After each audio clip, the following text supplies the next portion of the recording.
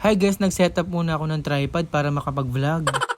Dahil kunwari tulog na naman tayo nito. Actually guys, sobrang antok pa talaga ako sa oras na ito. Dahil sobrang aga pa niya, mga 8 AM siguro. Kaya yung nagising na ako sa video na to, ayan, kunyari nagmumuni-muni muna ako.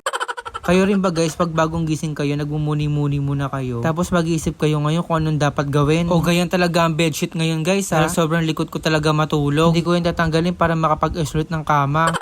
Tapos ito na naman yung bumungad sa akin. Sobrang kalat na naman. Nakita na naman akong short sa upuan. Diyos ko. Yan talaga yung pinaka-ayoko guys. May makikita ka na naman pagising mo. Sobrang kalat na naman ang kwarto. Kaya yung sabi ko pagising ko magmuni-muni muna ako. Kaya ang gagawin ko sa content na to ay maglilinis tayo ng kwarto. Ang punay nasa isip nyo guys ha. Baka isipin yun, daw ako nagpapalit ng bedsheet saka yung mga punda ng mga unan. Hindi naman pwede 1 year yung bedsheet natin sa kanyang punda ng unan. Tulang talaga kung hindi mga amoy maasim to. Kaya sa mga hindi pa nagpapalit dyan ng mga bedsheet, Diyos ko, magpalit na kayo. Gawin nyo ko inspirasyon para makapag-ayos kayo ng kwarto. Hindi yung puro tulog-tulog lang kayo dyan sa kama ninyo. Tulungan nyo naman yung magulang nyo na mag-ayos ng kwarto kahit ayan lang yung gawin nyo. Dahil malaking bagay na rin yan, no? Dahil kayo rin naman yung matutulog dyan. O diba, nabulo na naman ako. O diba, ang lakas ko manermon. Pero isa rin naman akong sobrang tamad sa bahay. Kaya lang pinakayo ko talaga yung maghugas ng plato. Kaya minsan pag kumakain sila, nagpapalit ako. Tapos pagtapos na sila kumain, tapos nakapaghugas na. Mababa na ako para kumain. Legit yan guys, sobrang totoo to. Hindi ako nagbibiro dahil sobrang tamad ko rin talaga sa bahay. Kapag usapang kwarto at maglinis ng kwarto, game na game ako dyan guys. Dahil ako yung tipong ayoko talaga ng makalat sa kwarto. Sa mga nag-comment pala dyan nakaraan ha, yan inayos ko na yung kortina, baka naman magreklamo na naman kayo.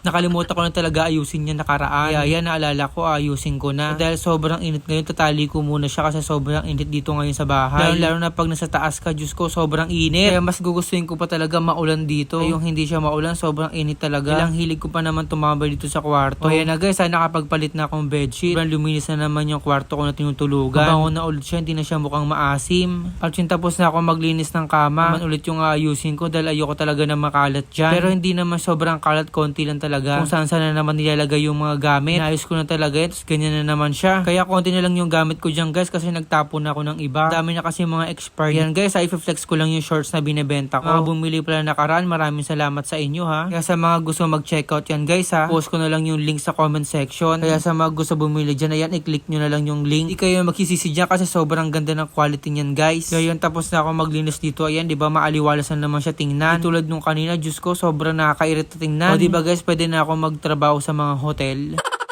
Yung tapos na ako maglinis ng kama at magligpit ng mga gamit. Syempre hindi tayo magwawalas dito. Dahil ang hilig ko pa naman magbukas ng pinto dito sa balcony. Yung mga alikabok umaabot dito sa kwarto. Dahil ayoko rin naman yung sobrang maalikabok. Dahil pag nakakita ko ng alikabok, naiinis na naman ako.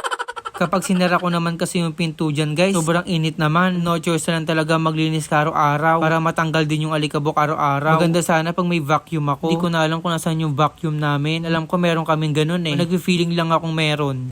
Kasi sa mga ibang vlogger, nakikita ko yung mga vacuum nila. Ang gaganda, parang ang sipag talaga nila. Nakakasipag siguro yun pag meron kang vacuum sa kwarto. Ngayon tapos na ako lahat-lahat, diba? Naging maliwalas na siya ulit. Pwede mo na ulit guluhin. Pero kung gusto nyo guluhin yung guys, make sure nyo ayusin nyo ulit yan. Ulitin ko guys, sa mga gusto pala mag-checkout ng shorts. Ayan yung mga available na kulay sa TikTok shop ko. Sa mga hindi pa nakaka-follow sa iba kong social media, follow nyo na yan guys ha. Kailang hinihintay nyan. Malapit na pala tayo mag 50,000 followers sa Facebook page ko. I-manifest ko na yan bago mag-December. Kailangan natin maka 100k thousand. Dami ko na naman daldal guys. O siya, hanggang dito na lang. Bye-bye!